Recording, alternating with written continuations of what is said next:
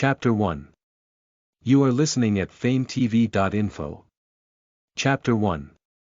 Rebirth at 14 Translator. Atlas Studios Editor. Atlas Studios. The warm spring sunlight shone through the gaps in the curtains and landed on a white bedsheet. The person on the bed was slightly pale. Her hair soaked the fine sweat on her forehead, and it stuck onto her face. Jian's eyebrows were slightly furrowed, and she was in a daze. She felt as if some lead had filled her head. Her nerves were throbbing, and she felt as if they were about to explode. Her back, which was on a mattress as hard as a rock, was in pain. Her sweat-soaked undergarments stuck to her body, making her feel extremely uncomfortable. Her eyelashes trembled slightly, and only then did Jian slowly open her eyes with difficulty. In a daze, the first thing she saw was an old-fashioned closet with yellow paint peeling off.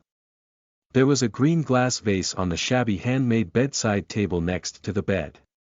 A wilted daffodil was on the verge of collapse, and an alarm clock that looked like a cherry ball was staring at her with wide eyes. Jian only felt a flash of white light in her mind. Her dispirited spirit was instantly stimulated back into her body, and her weak body sat up from the bed. Surveying her surroundings, she realized that this was not her high-class apartment in the capital. However, the white bed sheets, the light muslin curtains, and the furnishings in the room were all very familiar to her. This was not her house or even the capital. It was her home in Baiyun City, where she grew up. Unbelievable. Jian looked at everything in front of her with a dazed expression. Why was she here? Wasn't this old house demolished a long time ago? As for herself, Jian closed her eyes and tried her best to recall everything that had happened. She had lived in this old house until she was 17 years old and entered a university in the capital. At 19 years old, her mother passed away due to cancer, and her elder brother went out to work in the construction team to earn money for her studies. However, he unexpectedly met with an accident and left the world. From then on, the two most important family members in Jian's life left her one after another, leaving her in her third year of university. However, this did not wholly defeat her. After being immersed in sorrow for a while, Jian decided to face the future alone. The construction team provided monetary compensation for her brother's death. Jian also managed to get a large sum of money from the demolition of the old house. With this money, Jian started her business in the capital with her unique wisdom and skills. It was as if she had a natural sensitivity to doing business.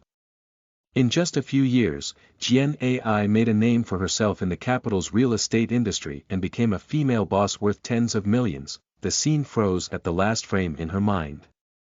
The driver was driving her to sign a contract with her business partner. At an intersection, a truck driving beside her suddenly turned sideways. So, was she dead? She opened her eyes and looked at everything that made her feel dazed yet familiar.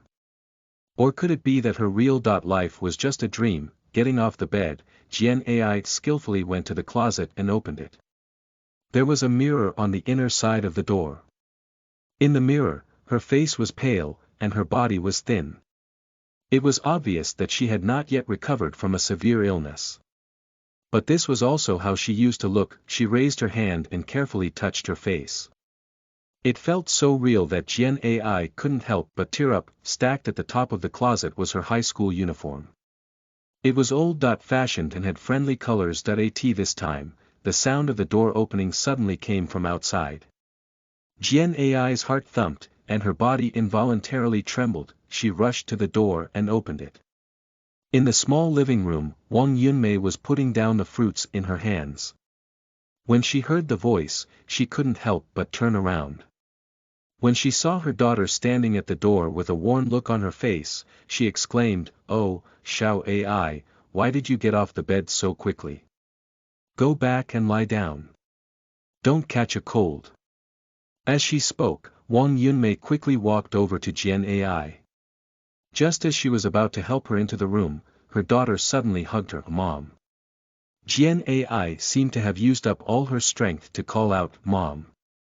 She could no longer control herself as she threw herself into her mother's arms and started crying. In Jian's memory, her mother worked as an escort at a nightclub for as long as she could remember. This was an indecent job in the eyes of others, and because of this, the neighbors criticized her mother. Even her maternal grandparents and uncles never made extra contact with her family. Other than that, her mother rented a small stall on the street not far from her house. Every morning, she had to wake up early to fry some fried dough sticks and sell breakfast. Her mother had repeated such a life for more than a decade, just to support herself and her brother. Jian Ai and her brother did not know anything about their father. Since her mother did not say it, they did not ask.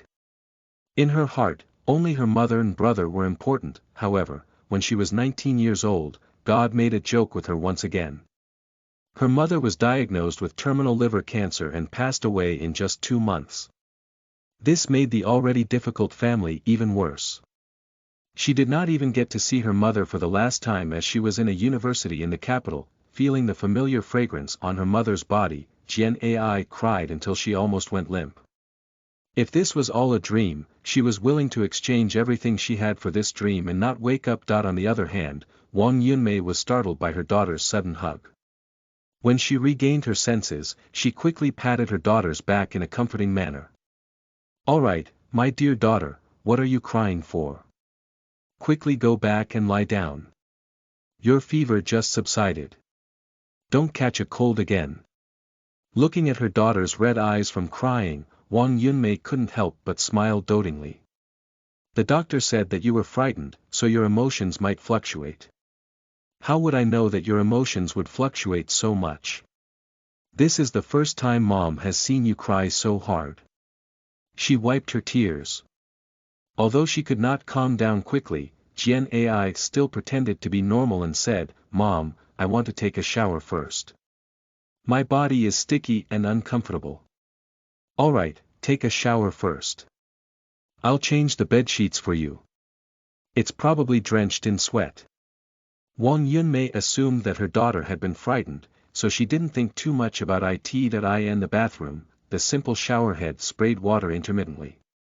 Jian Ai's heart gradually calmed down. It was the beginning of spring in 2002. It had been 12 years before her accident. All of this was not a dream. She had returned to 12 years ago when she was 14. However, if she could not change anything in this life, what was the use of this opportunity? Hence, Jian Ai clenched her fists and swore to herself. This time, she must save her mother and brother and change the life of her family. Listen to the full novel at FameTV.info, direct link in the description.